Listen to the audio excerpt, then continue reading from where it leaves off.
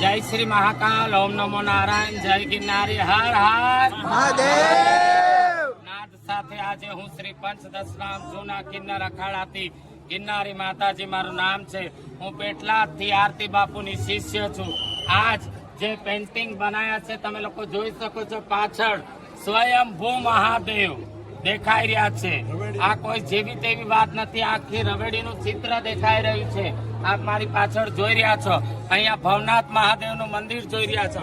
પાછળ જૂનો અખાડો, આખું મંદિર જાણે શિવમય બની ગયું હોય, આખું મંદિર જાણે શિવમય બની ગયું હોય.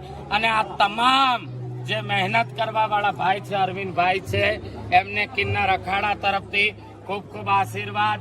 ગિરનારી મહારાજ કરે, મા ભગવતી ત્રિપુર સુંદરી કરે, આવા જ કાર્ય કરતા રહે અને જીવનમાં કોઈ તકલીફ ના આવે.